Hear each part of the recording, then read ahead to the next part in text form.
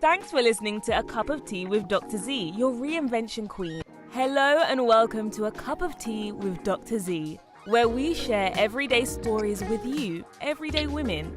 Are you ready to hear heart-to-heart key issues that we all face, no matter where we are in the world?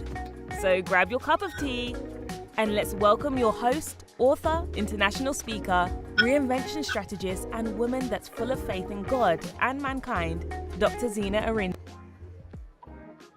Hello, and welcome again. Lovely Friday. A cup of tea with me, Dr. Z. I hope you've had a lovely Friday wherever you are around the world. We're just a little bit late today. Another week of technical problems. And to say that I'm supposed to be a woman in tech, but not to worry. We're here now, so you are welcome. I have a phenomenal guest waiting to descend upon you, and I mean that in the best possible way. She's going to descend upon you and show you how her voice has been able to amplify the message of trauma, on how to get through trauma. And before I go into that, I just want to tell you a little bit why I do this. Now, if you're a regular guest, you'll hear this every week. I do this, number one, it's a passion project, but it's also about spotlighting everyday women all over the world doing extraordinary things. And that means you, that means me. We are everyday women. It means taking off, the crowns that we like to wear to cover, to say, oh, we are this and we are that. And that's all amazing. But what is important is to be able to peel the onion and, and bring out the real us and really use our stories, our messages for someone else. You might be sitting down here, you might be in Australia, you might be in New Zealand, you might be in Papua New Guinea. I don't know why I'm talking about all that area. You might be somewhere in the Caribbean, Jamaica, Trinidad and Tobago. You could be in Barbados, you could be in Nigeria, Ghana.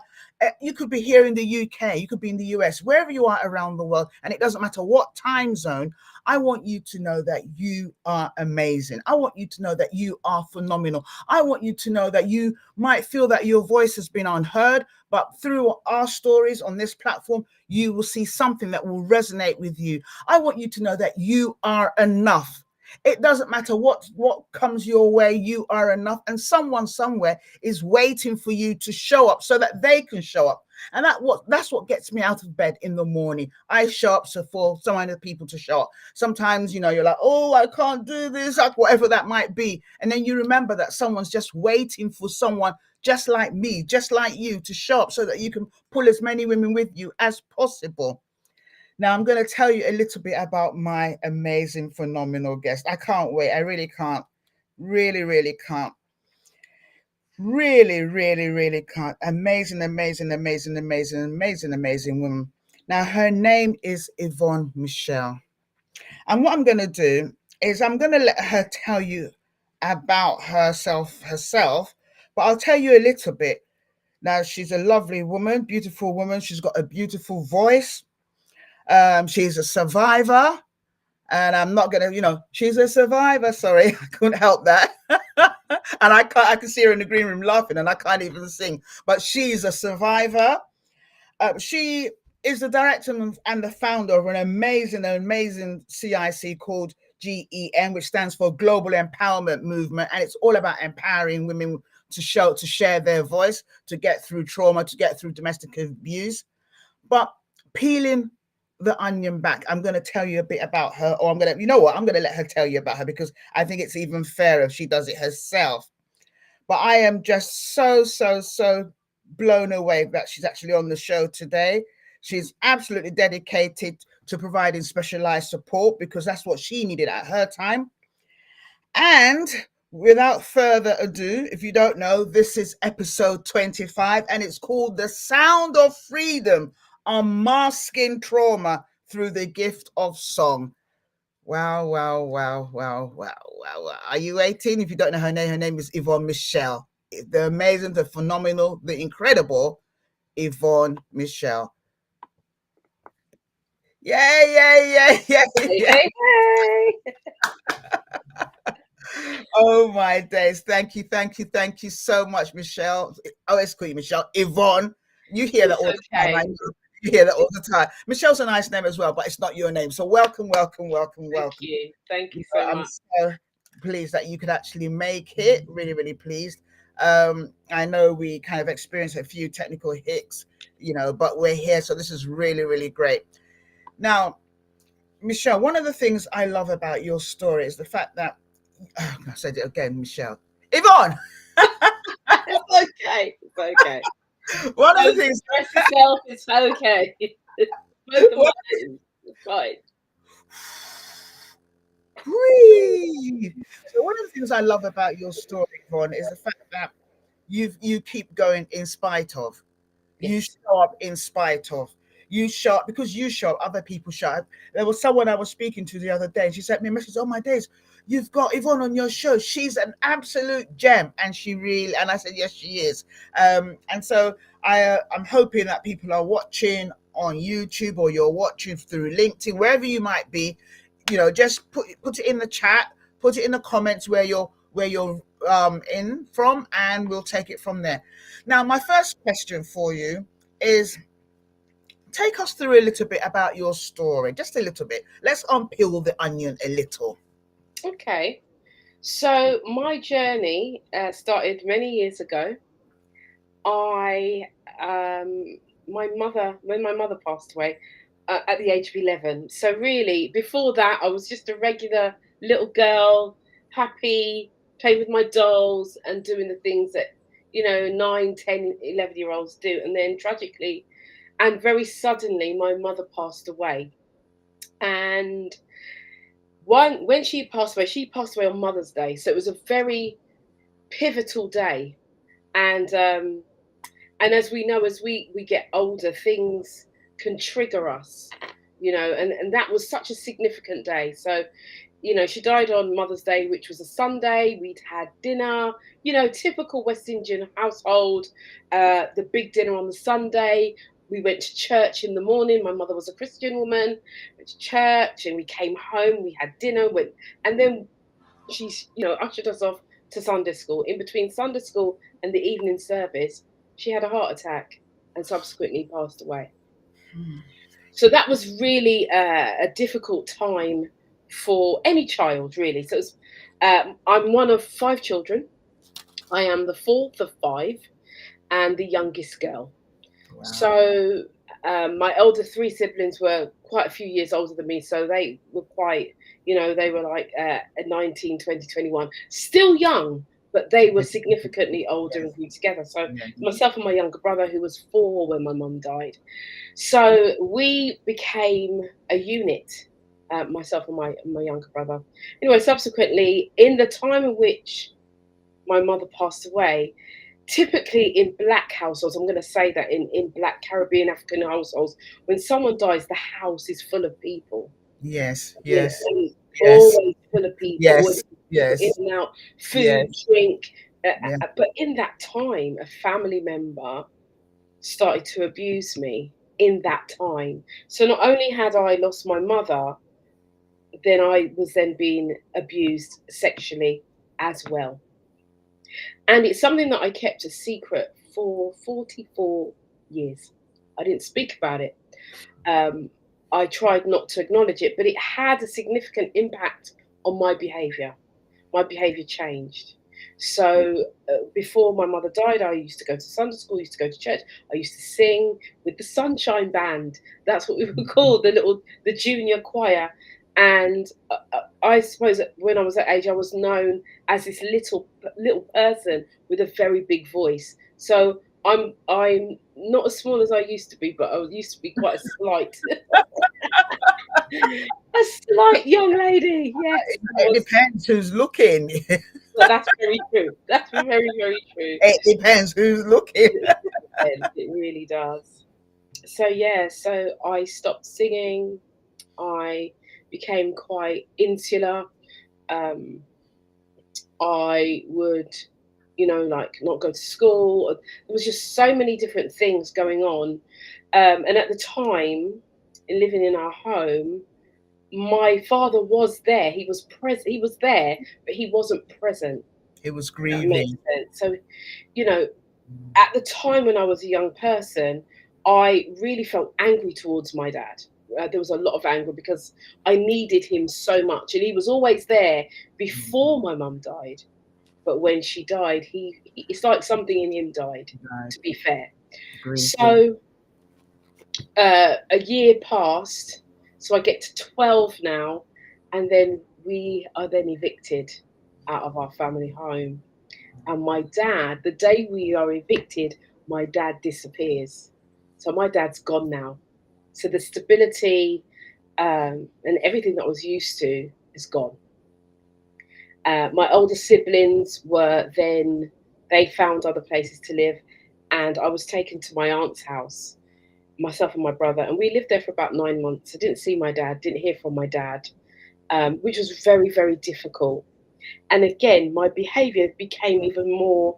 Yes. I suppose when I look back, I was depressed as a child because all my sense of stability had gone, and yet still I've got this younger brother that's looking to me to make things work.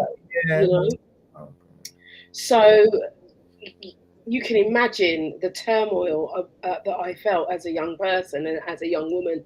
My body is starting to change. I'm going through puberty, and there is absolutely no one to talk to because back then children are not seen. Yes. And they're not heard. Do you know what I mean? Or they're seen but not heard, should I say? And so, you know, and you just get on with it. So I was at school, went to school, used to look after my brother, come home from school, and I just found myself going deeper and deeper and deeper into a depression. So moving forward 9 months, my dad turns up and my dad says, oh, you know, I've got somewhere for us to live. We're going to live. And we go and live in a woman's house. So this woman I'd never yet. Now, I've seen this woman before, but I can't remember where I've seen her before. And sometimes when you go through trauma, your memory, it just goes. You don't remember things. I think sometimes you shut down. Sometimes I think it's to protect. Well, I know it is to protect you. And so this woman, I knew I'd seen her before, but couldn't put my finger on it. And we went to live in her house. So there starts another trauma. Because as women, we know, and we only hope that if somebody has a child, you'd think that the person would open up their heart to that person, the child, and mother them and love them. But my dad's partner at the time wanted my dad. She didn't want not children. Yes. And so again, so my dad used to work nights. You know, he worked at Vauxhall's and he worked nights. And so when he'd gone to work, it was, you know, like I felt like I was Cinderella and I'd had to do all these different chores. And, you know, I don't know if you remember the steel wool that you have. You used to have these things to scrub the pots and pots. Yes. Yeah. Back in the day, you know, we have a thing called a Dutch pot. You know what a Dutch pot is, right? Yeah. And we have back in the day, Dutch pot was black, right? Like soot, black. She'd have me scrub it until it was silver, until my fingers would bleed. Oh my God. And these are the things that I endured. And I always remember saying to myself that, you know, if I ever got out, if I ever left, if I could ever leave, how different my life would be, you know. And I'm gonna tell you something as well, because I like to be open and I take the mask off when I do these interviews. There were times just before I left the house, and I left there when I was 15, I'd had enough.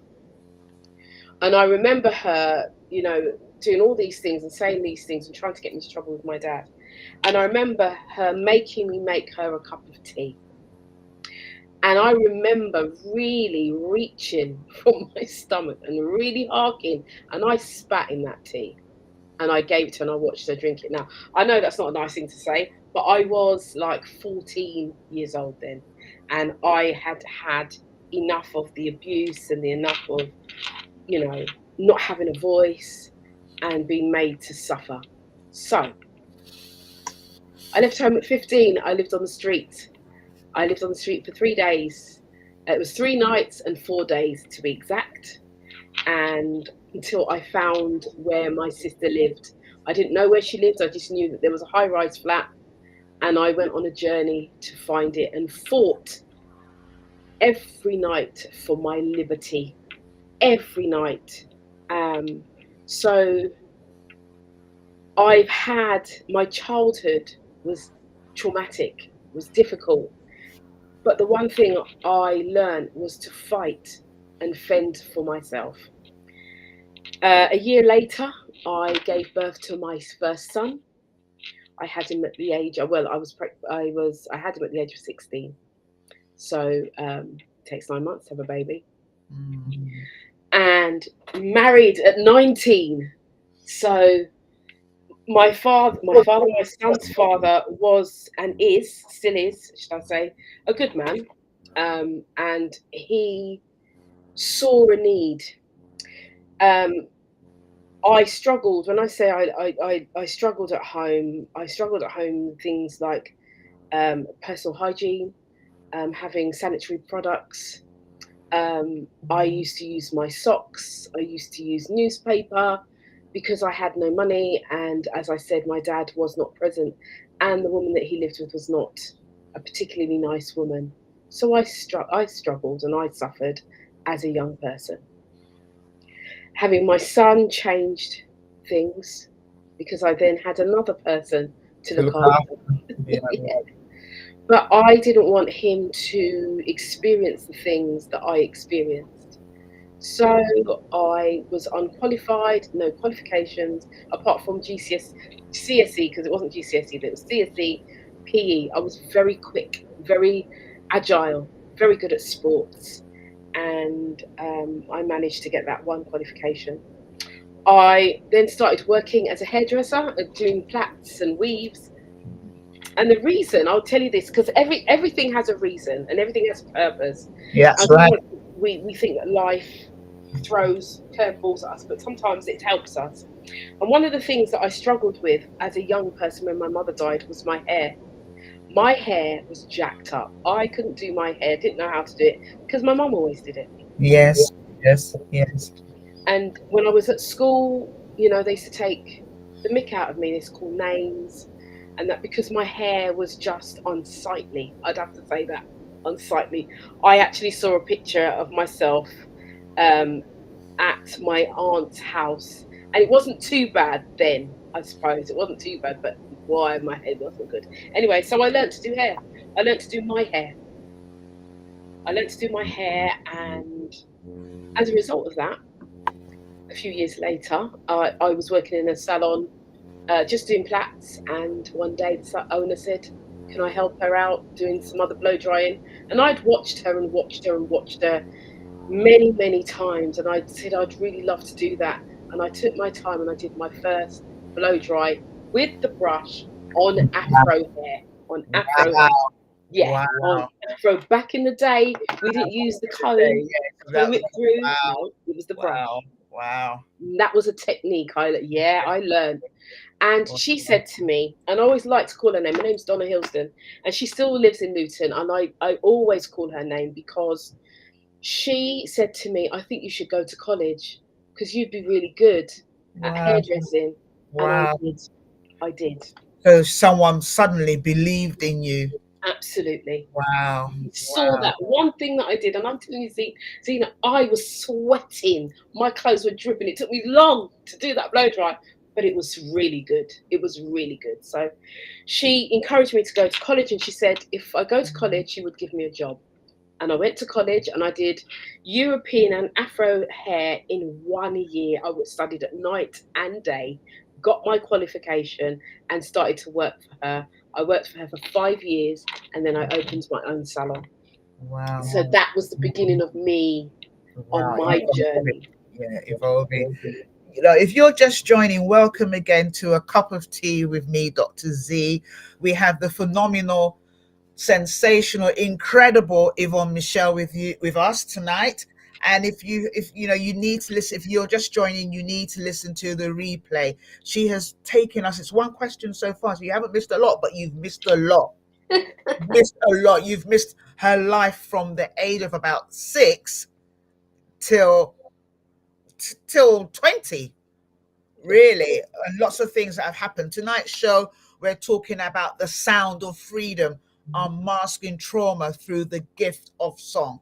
One of the key things that you've said, there's so many things, and there will be people that are listening right now, or people that will listen on the replay, or we might know people. There are people who are in prison right now for exactly what you have experienced. You know this in the line of work that you do. People that have had enough, women that have had enough. In fact, in a few weeks' time, we're going to be doing the 16 days of activism for, VOG, violence against women and young girls. And we talk about this all the time, but everywhere you go, there are survivors. Some people don't talk about it at all. Some people have completely removed it from their memory. And maybe you know people and then they act in a certain way and you're thinking, why are they acting like this? You don't know their story. You don't know where they've come from. Can you imagine, Yvonne, you just spat in her tea, but you could have stabbed her. Yeah. You could have poisoned her. You could have done 1001 things and you would have been the person that would have been called to book. Not her. Yeah. So, and as you were saying that, I remember the story. I remember Roots years ago when I first watched it, and you're about my age, a little bit younger than me. And I remember that scene where Kizzy, she was now much older. So this was the amazing Cicely Tyson of memory. And Kizzy had now met her, the lady that she used to look after when she was a child, and they were friends.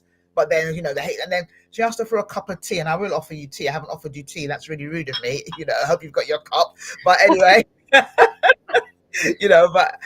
there's a scene where she said, "Okay, yes, madam, I'll get you some tea or get you some water from the well." So she went to the well, got her some water,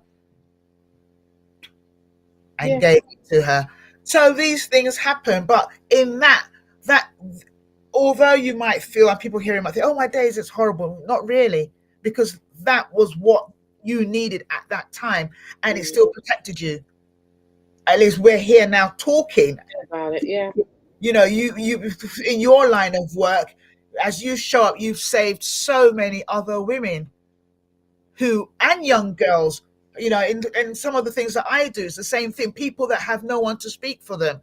People that feel that they are dirty, they are unclean. When you were talking about the story, the sanitary story, being unhygienic, we see people, they smell, they look funny. When we judge them, we don't know.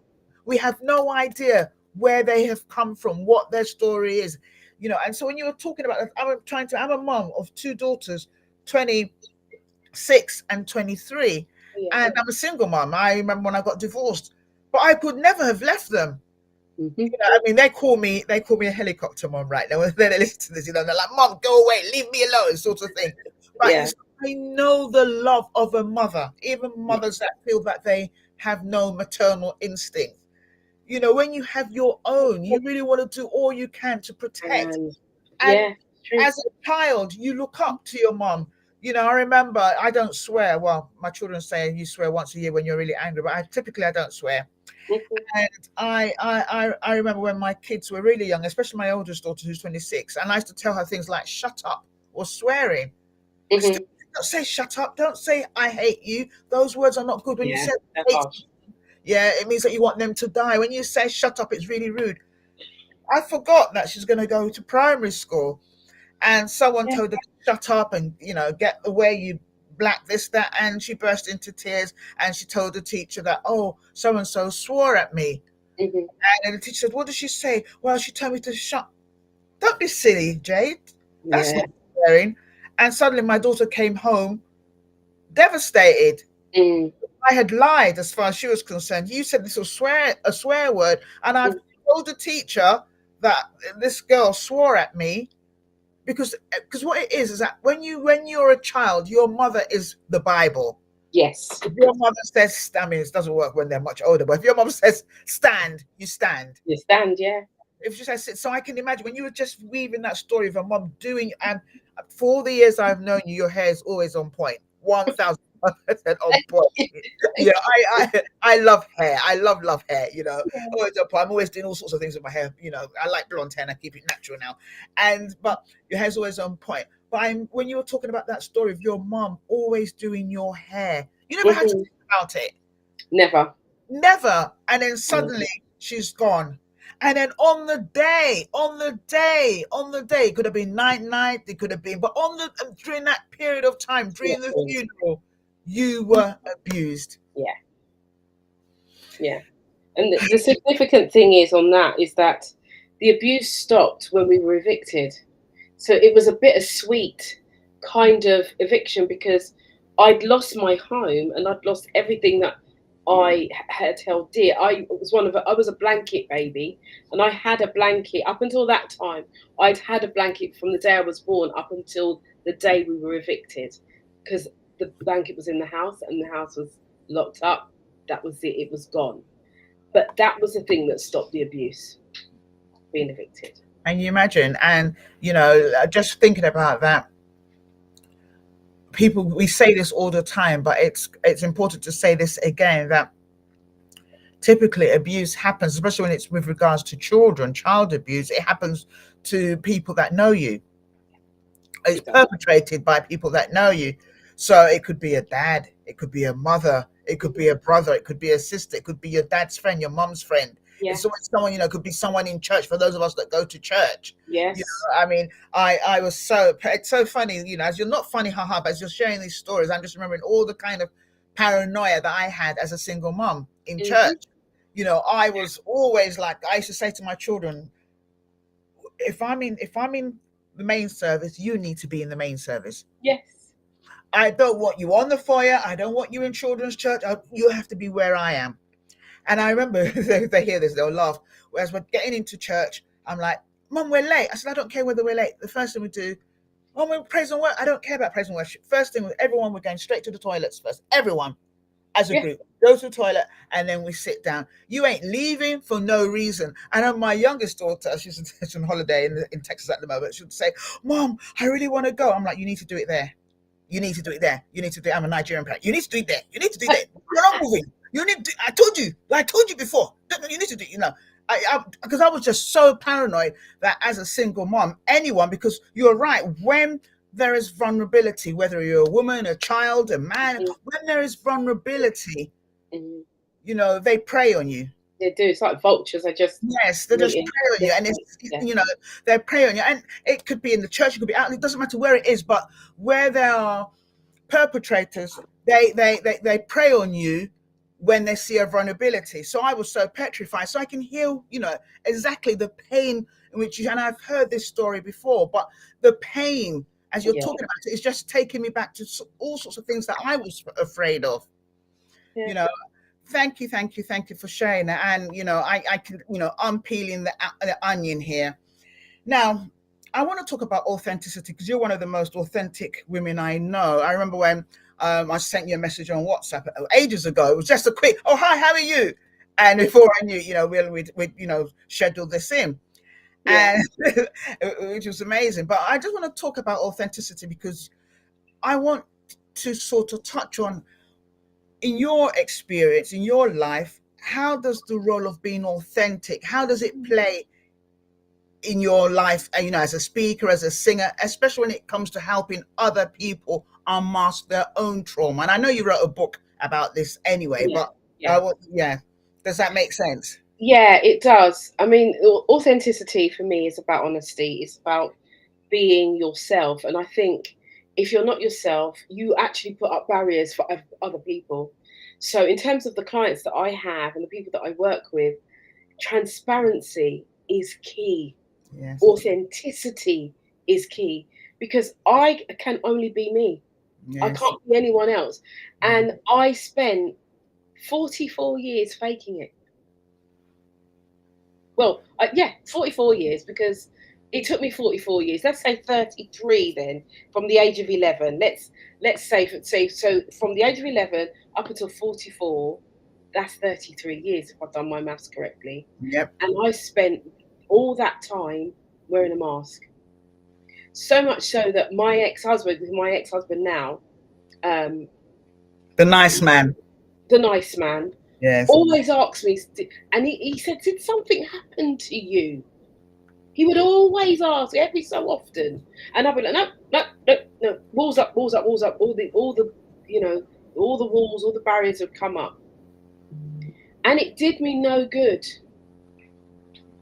No good at all. And so this is the reason why I believe in authenticity and transparency. What you see is what you get. If you don't like me, I feel business. I like that. I I like. like me. Yeah, I like that. I like that a lot. I'm just looking at what people are saying here. I love that. It's really important that we show up as our real self, because you're absolutely correct. When you do that, you break down, barriers, you break down gates, and you let people in, but you also help other people to be themselves as well. And Absolutely. especially when you're working in any sort of support work where you're supporting lives. And if you're listening right now, wherever you are around the world, or if you listen to this on the replay or when it gets uploaded onto Spotify, and you don't see our lovely faces, you just listen, wherever it is, it's important to understand that no matter what you might feel about your life, it's really important to show up as you. That's right. Don't show up as anybody else. Don't show up as in the way that you feel that people want you to be. Don't be a people pleaser. And I am a people pleaser, so I know when I say this, don't do things because you want people to like you, or because you're used to being liked. Remember that you have a responsibility to someone else. And people are like, oh, Zena, stop saying this, Dr. Zena. I'm just trying to get through my life. But really, you have a responsibility. If you're really passionate, whether you're a teacher, whether you're a nurse, a doctor, a care worker, a hairdresser, it doesn't matter. If you work with people, whether you work for Transport for London, on the train, wherever it is, on the bus, if you work with people, and we all work with people, you have a responsibility to show up as yourself, because when you do that, other people can open up and you can help them. I like when you spoke earlier on, and you were talking about, being in the hairdresser. Yeah. And just doing that one act of blow drying someone's hair. This is a woman that came out of school with no qualifications, not because she's not bright, but because there was no one there to support her. There was no dad, no mum. Mm-hmm. And so she did the best that she could, and she survived. You survived on those streets. Absolutely. 3 years, you survived. Yes.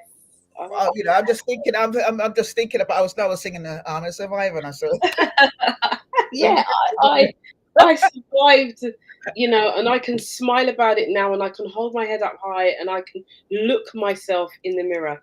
There are so many women who have gone through, and I say this, they're women and men, right? But I predominantly work with women, even though men seem to be coming into my network.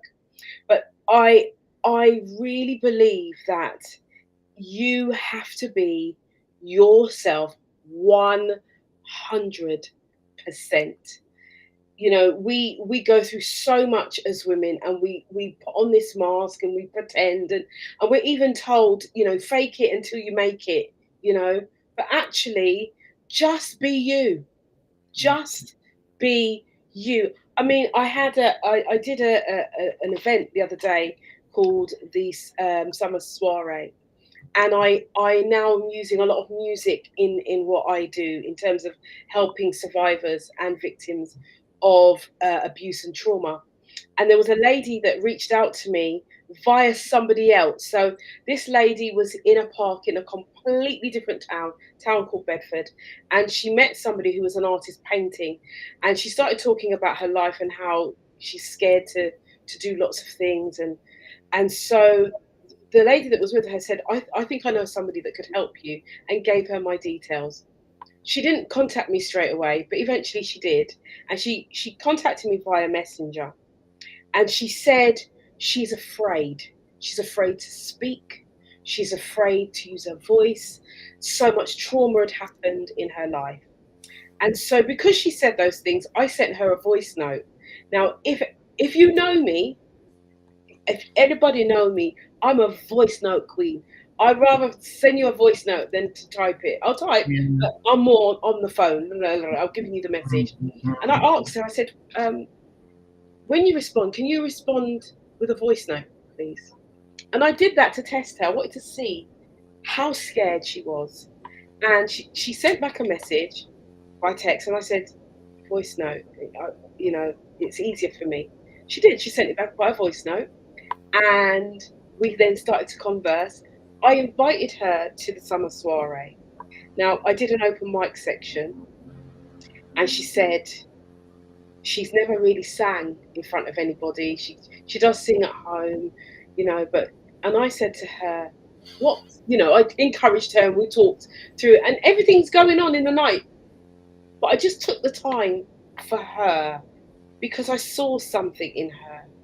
And I'm telling you something, this woman went up on stage and she tore the house down. Amazing. She sang, I've got the music in me. I had a live band, they played the music.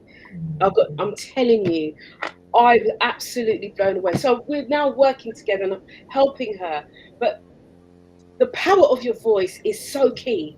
And as women, we get shut down. We feel that we can't speak. We feel like our voices don't mean anything. But I'm here today to tell every woman how important their voice is. Your voice is what sets you free. I held my voice for 33 years. And as soon as I opened my mouth, my life completely changed. And now I'm walking in my destiny. And now I'm helping other people to find the power of their voice. Because there is greatness within each and every one of us. But we just need to tap in and find that little voice there. And you don't have to have a big voice, you just have to have a whisper. But with the whisper, we can do something with it. Absolutely. And you know, when you were, I'm trying not to get emotional here. You know, I when I do these shows, and even though, you know, like I said, I do this because I'm really passionate about, I like to give, you know, for people to hear their stories, because many people are hearing their stories through what we share here. We share all sorts of things. Each week it's different, but someone always has something and they hear that they can take forward that can really help them. And you know, you touched on it. Fear. There's fear of failure. There's fear of being judged. There's fear of shame. There's fear of guilt. Yes. You know, fear is so crippling. And when you see someone that looks like you or has experienced something similar to you, it gives you that impetus to move forward. It gives you that push, that pull that you need. Everyone needs someone to drag them forward. We all do. You know, you might feel that, oh, I don't need anyone. Well, you may feel you don't need anyone. Someone needs you. Mm-hmm. You might feel that I'm too dirty, I'm too rubbish, I've gone through horrible things, I'm a horrible person. Maybe you've done things that you are ashamed of. It doesn't matter. It doesn't matter. It's where you are now. And I'm not going to take it to church. But if I take it to church, you've been forgiven. You've been washed by the blood. Right. You've been washed by the blood. So don't let anybody tell you differently. And this is whether you believe or not. Amen. Whether you believe or not, you are here today. You are alive today because somebody is counting on you to be transparent. Someone's counting on you to be authentic. Someone's counting on you to be a woman of integrity. Someone's counting on you to be a woman of power, to drag someone else. And like Yvonne said, it doesn't have to be a loud voice. You don't have to be like me. You know, it could be a whisper. Some people just need a gentle whisper. Whisper, that's it. You know, there'll be some people that will see someone like me and they're like, oh no, I can't take Dr. Zee. She's all over the place. She's too loud. Oh, they might see someone, oh, I like someone that's really nice and quiet and mousy. Whatever your voice is, show up, show up, show up. Mm-hmm. You know, when you, oh wow, you know, like I said, and I don't know, you know, you said it. We do things without actually understanding why we are doing it. Mm-hmm. What I do, just to let you guys into a little secret, we don't script these shows in any way or form. I don't script. I don't send questions ahead. I don't do any of that. And when I have a guest on the show, I kind of figure out what I feel will be helpful for the listeners. You know, I look a little bit at your story, but I really want to pick out something. And this is quite amazing that we're doing it now, because every time at this time of year, this is where they start talking about, violence against, women and girls. We've got stuff in the news, we've got Diddy and all the things in the news, which, I'm not going to talk about here. If you want to know, it's all over the place. but it's like the life of a woman counts for Jack. You know, on the news this morning, I was listening to something about Mohammed Al Fayed, you Yeah. know, the owner of Harrods, Yeah. and the Ritz. I mean, obviously he died, you know, a couple of years, I think last year, I think, or the year before, at the age of 90. But so many women are coming to the fore to say that they were abused by him sexually. Some people as young as 18. First, you know, so these are real things that are happening, and we don't talk about these things. So it's really, really, really, I'm really, really grateful that you're on the show, Yvonne, and I'm kind of grateful that it's taken this kind of angle, because it was not planned. It was not planned. Another question I have, you know, for you is, we've talked about you've talked a little bit about your show, your journey. And if you've just joined, I really, really need to let you know, listen to the replay. I always forget to talk about the replay. I need to do this more, but listen to the replay. You'll see it on YouTube. If you can't wait for when it gets uploaded to Spotify, watch the replay, because you need to hear the beginning of her story. You need to hear the beginning of her story. Now, we talked about how you've unpeeled the onion, you've unveiled the mask, you've, after 44 years, I think you said 33. I was 44 when I spoke it, so it's 33 years of carrying the secret. After 33 years of carrying this secret, she was now finally able to unburden herself, release the mask. She's written about it, she's been into it all over, you know, social media. And I want to know, how has unveiling your trauma and sharing your story, how has it opened doors for you? I know it's opened doors for you in many ways, unexpected ways, both professionally and, you know, personally. And I want you to share a little bit about that. It's opened many doors for me. I think sharing my story, I think the most significant thing for me is the lives that I've actually helped to turn around, the victims who have gone through, whether it's domestic abuse or sexual abuse, bereavement even. My story has given me so much scope to travel the world, to talk to. I've been all over the world. I've been to Ghana, I've been to Barbados, I've been throughout the Caribbean, telling my story, and sharing stages with great people, speaking on the things that I love to speak on. So, but that didn't happen when I had the mask on. I was still doing stuff. I don't want people to think, oh, it's because I've said. There is a journey that we have in life, and sometimes we look at our past and we don't want to tell anybody about it. We want to just cover that up, but actually the past is what shapes us. Yes. And my background is church. That is my background. And so when people say, oh, you know, you speak like this, and my background is church. So when I was going to church as a little girl, and they would say, come and give an exhortation, come and say your testimony, come up, a little girl, come up and sing a song, just like that. And on the spur of the moment, you would just have to find something, swallow hard, and just stand there and try and sing or deliver. So the journey has been long. It don't happen overnight. But what I will say in terms of my story, because of the authenticity and because I am very transparent about it, that's what's opened the doors for me. That's what's given me platforms like Britain's Got Talent and all of these other things that I've done, the TV shows that I've done. It's me being transparent and saying, this is what it is. This is who I am. And I'm not changing to suit you, because this is who I am. I have to show up authentically me, because I lived those 33 years not being me and hiding and covering. And when you hide and cover, there's something in you it's almost like you're having palpitations. Yes. That's how it felt, because you're scared that people are going to find out who you really are. But if you're just who you really are, then there's nothing for them to find out. No one can't hold you to ransom. No one can't hold me to ransom and tell me anything. This is who I am. Yeah, that happened. Yes, I was abused. Do you know what I mean? Yeah, that happened. Yes, I was married. Yes, I've had domestic abusive relationship. I've been in a domestic abusive relationship. Yes, I've been raped. Yes, yes, yes, yes, yes, yes. And One of the, so, and so what? yes, absolutely. I'm still standing by the grace of God, and that is very pivotal. By the grace of God and the prayers of my mother. And I will say this because as a little girl, she used to rub me. Bless her, Lord.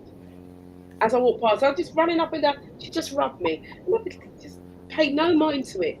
But as I've got older and I reflect back on the small memories that I have of her, that's what I remember. And I said, that's the prayer. My mum was saying, Lord bless her, keep this one. It's almost like she knew, keep this one, because the life has been hard.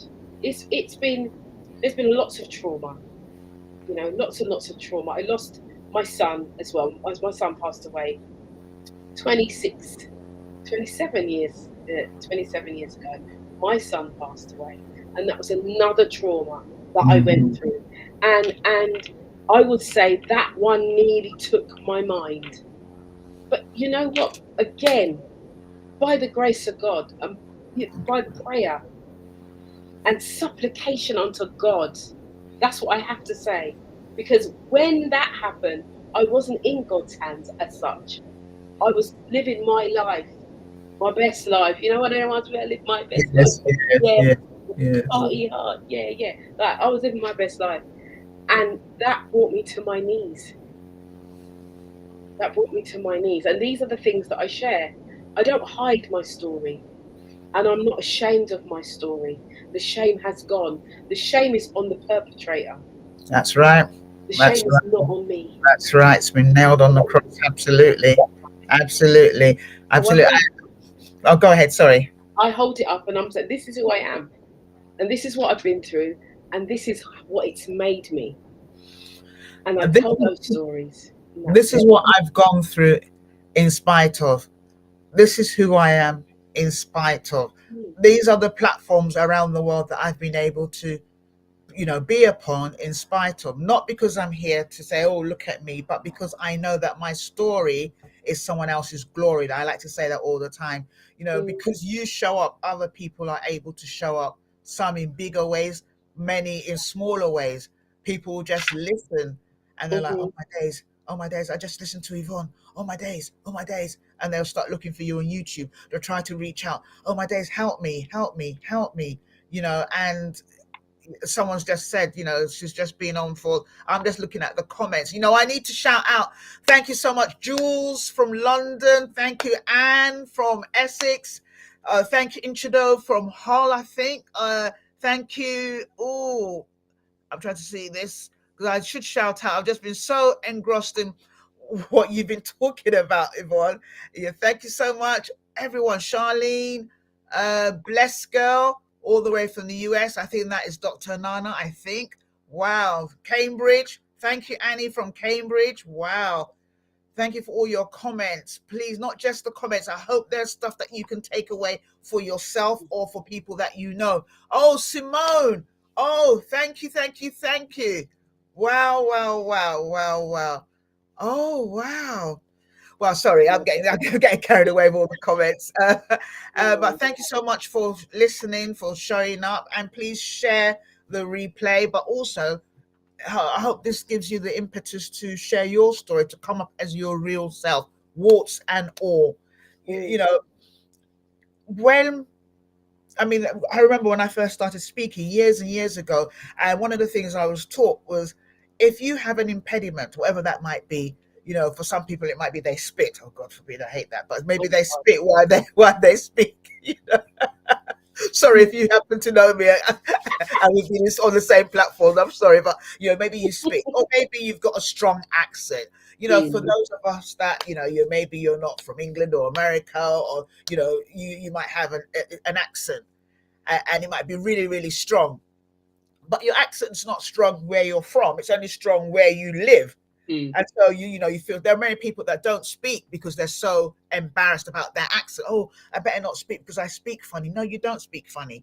You don't speak funny. It just sounds, because it's you're in a different, wherever it is, it's important for you to know that show up, show up, show up. And then you can talk about the elephant in the room. So you're on stage, wherever you might be, in the doctor's surgery, wherever you might be. Oh, I spit when I speak. So the reason why I don't, it's not me. But I spit when I speak. So if there's a whole like 2 or 3 rows, because people come and they come late and they're like, oh, I want to sit at the front. I'm one of those. I want to sit at the front. And you're wondering why they've left all those seats in the front reserved. It's been reserved because the speaker spits or the pastor spits, and you don't want to be, whatever it is, I mean, we're just making jest of this, but whatever the elephant in the room is, talk about the elephant. I've been raped. I've been abused. I'm a single mom. I'm a single dad. I'm bankrupt. Whatever it is, I'm homeless. Whatever it is, say, and then no one can use it to attack you. That's right. No one can use it to attack you, because what it is that when things are hidden, when there's secrecy, you're stuck. Mm-hmm. You're stuck, and that thing, whatever it might be, has power over you. But once you're able to talk about it immediately, no one else can say it. It's like my mom would say, and so, so yeah, that, oh Lord, I don't want you to leave, and I'm just looking at the time. For those people that are still wearing their masks, Michele, and I say this all the time, Yvonne. Yeah, it's Yvonne, Michele. For those who are still wearing their masks, their own, whatever that might be, due to trauma, what advice would you give them on how they can begin that journey of healing and amplifying their voice? I would say the one thing that I would do is get real with myself. I'm not saying to go and seek help anyway. It's one of the things that I did, and one of the things that I know that's very difficult for people who wear a mask to do, is to look at themselves in the mirror. And it's a fact that it takes only 7 seconds for you to look at the mirror and look away. Or no, sorry, let me rephrase that. You look in the mirror, it only takes 7 seconds for you to find an issue with what you see. So I say to women, just sit with yourself for 10 seconds. Just 10. You will hear, oh, I've got a spot, oh, I've got a this, or you'll hear that, but just dismiss it. You see that? Yeah. Another wrinkle. Or, my belly, my chin. My chin. We do these things. Yeah. And I would say to that person, just see you and say, I like you today. Not I love you. You got to start somewhere. I like you today. And then just keep it moving and keep doing that every day. The reason why I say that is because many women don't even know themselves, don't know what they're capable of. They don't have a relationship with themselves. And everything, and this is something that I teach in my workshops, everything starts with me, meaning everything starts with you. Those of you who are listening, everything in your life starts with you. It doesn't start with anybody else. It starts with you. Yeah. You are the most important person in your life. You will always be the most important person in your life, even when you've got children. Yeah. You are the most important person in your life. And to get anywhere in your life, you have to acknowledge and accept you. Yeah. Nothing will change for you until you start doing. And it only takes a 2 millimeter shift. It's not a big thing. It's not a big thing. We think, oh, that's too big. It's a shift of 2 millimeters of how you see yourself, how you perceive yourself. That's all it is. I like myself today. Work on that every day, until you start to grow to like yourself more and more and more, until you can say, I love myself. I love you. See you? I love you. You're good. You're good. That was really good what you did. I'm patting you on the back. Just little things, milestones. That's all it takes. That's all it takes. And as women, we don't do that enough. We're looking for this big, like lightning bulb of someone coming to save us, to be our rescue. You are your own rescue. Let me tell you that. Save yourself. are your own rescue. No That's one right. ain't coming to rescue you. You Yeah. got to rescue yourself. That's Yeah. what I learned from the 11-year-old girl to the so much age I am now. Right? I've learned that I am my rescue. My kids can't rescue me. My family can't rescue me. My man can't rescue me. Nobody apart from Yes. me. And Yes. through the power of the Holy Spirit. Let me tell you, Absolutely. believe or not, the power of the Holy Spirit. Absolutely. That's my Absolutely. answer to your question. You Yeah. know, I just feel like we need another show. I need to bring you back, but because there's so many different things to unpack here, so many different things, so many different themes. And you're right, no one can rescue you. You have to be prepared to rescue. So, people can pray for you. Yeah. People can give you money. People can tell you all the things you want to hear. They on the phone, but once they put the phone down, you're by yourself. You're by yourself. And so you have to get into the habit of trusting your decisions. Even if you get it wrong, you trust it, make a decision and come back and do something else. But you have, you keep, shall I do this? Shall I do this? If you speak to 10 different people, 10 different people will give you 10 different words of advice. And it's confusing. It's confusing. So you have to be your own advocate. You have to really invest in self-advocacy. Advocate for yourself. On the aeroplane, they say this all the time, and I never get my head like, Yeah. if there's a problem on the plane, the mask will come down. I never listen to this, but this is, but the mask will come down. But that part, and put it on yourself before you put it on your children. Pull it on yourself before you pull it on your man. Pull it on yourself before you pull it on your best friend. Pull it on before you pull it on your mum, your dad, whoever. Pull it on because you can't pour from an empty cup. We say this all the time. You can't. When you're pouring from an empty cup, you're basically giving people very little. You're not giving them all that you need to give them. And sometimes you might be saying, Dr. Zena, I haven't got much to give. And that's fine. Incremental steps. Years ago, 2012, we were doing a massive multi-speaker summit on divorce, because obviously another part of my life, I'm a divorce coach, I'm a leadership, all sorts of things, but that's not what we're talking about right now. And I remember one lady came on and she talked about being able to get out of bed and get a bar of soap and go into the shower and actually take a shower. So you might be listening right now and you probably, maybe you haven't showered. Maybe, you can't, you just feel crippled because of all the different things that are coming at you. Cost of living, whatever it is. I don't know your story. Maybe you've lost your job. Maybe you've lost your mind. I don't know what your story is. And perhaps you don't even have a story. And there's somebody else's story that you're supporting.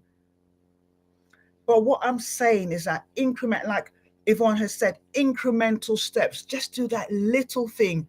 Begin to fall in love with you, like you first. Take yourself out, go to the cinema, go for a drink, go to a restaurant. If you can't afford something bougie, go to McDonald's and just sit down and watch people come with their children, on that day out. It's that day out when they have a custody of the children, whatever it is.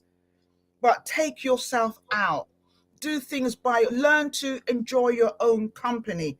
Learn to really stick up for you, because no one else is people will stick up for you, but you need to stick up for you more than everyone else. You really do. You can't depend, because what it's like. Oh, I called so and so and they didn't help me. And now help me. They know that, not you say all this, but start by helping yourself. And there's an amazing song, and I wish I could play it, but I'm not allowed to because it'll get taken off on YouTube. But one of my favorite songs of all time, and I've got loads, is a song by Anthony Brown. And I'm sure you know it, Anthony Brown and Therapy, called Enough. I play in almost all my live events. You are enough. And I want you to know you are enough. You really are enough. And I have to do this. I'm going to be cheeky. And I did warn Yvonne that I'm going to do this. No, you're not. And she said she's tired. She said her tiredness is nothing compared to my crackety voice. So I'm going to ask her. And ask her live so she can't say no. But she might say no. Please, can you sing a little bit? Just a little bit. Just a little. Pretty please. There's a song that I sing often. It's kind of like a trademark, I suppose, nowadays. And it talks about having something inside of you that's really strong and that you can make it. It's from the 60s, 70s, I believe. And it's something inside so strong. And so I am not going to sing much of it because my throat is very tired. However, I will do a little bit for you, Dr. Zee. I'm a spoilt brat, I know. But before I sing, I just want to say that whoever's listening, and whether you are listening live or you are on the replay, I want you to know that there is something in you that is great and that you are called to greatness. You are a great person. And don't hide or dim your light, because somebody, doesn't matter when you listen, you can listen to this next year. This might be 2025, 2027, doesn't matter. You're going to meet somebody that needs to hear your voice, hear your story. And I want you to remember that you're light, and let your light shine so that they can let their light shine, because that's what this is about. It's about us helping each other, lifting each other, and inspiring and empowering each other. So that's my message. So, the higher you build your barrier, the taller I become. The faster you take my rights away, the faster I will run. You can deny me, you can decide to turn your face away. No matter, 'cause there's something inside so strong. I know that I can make it, though you're doing me wrong, so wrong. You thought that my pride was gone. Oh no, there's something inside so strong. Oh, something inside so strong. There you go. Something in you. Let it shine. Thank you so much, Yvonne. Thank you. God bless you so much. And I am bringing you back. I'm saying it now. Saying it now. Saying it now. I mean, this is the time has gone so quickly. Has gone so quickly. But thank you so much. I love you. I love the work that you do. I love your voice. I love the way that you show up. I love the way that you are so generous with your time, with your expertise, and with the way that you are so passionate about helping other people. And I echo the words of, there's lots of things in the comment. Oh, very powerful in authenticity. Oh, wow. And I just echo the word. I'll just tell you, this lovely lady, I know you know her, Pamela. Oh, yeah. Yeah, Pamela was like, oh my days, you got Yvonne coming on. She's a gem. And so I don't know whether she's watching, or she might be watching somewhere. But I just want you to know that I agree 100%. You are a pure gem. You know, you are a diamond in an earthen vessel. You're so precious, and we are so blessed to have you on the show. But I'm so blessed to have you as my sister and as my friend. Thank you so much. Thank you. Oh, my days. Thank you guys for listening, for watching, wherever it is you are around the world. This has been a cup of tea with me, Dr. Zee. I didn't drink much of this tea, and I forgot to even pour some for. So I've asked her to sing. I've done all this thing and she's parched. I didn't even give her any tea. But anyway. But thank you so much.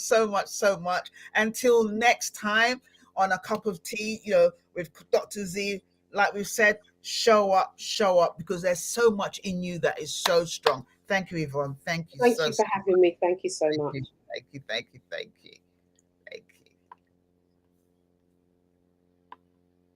Thanks for listening to A Cup of Tea with Dr. Zee, your reinvention queen. We hope you've been motivated and inspired to go out there and conquer any obstacles and issues you may face. You can find Dr. Zena on all social platforms. Until next time, remember, you're not alone.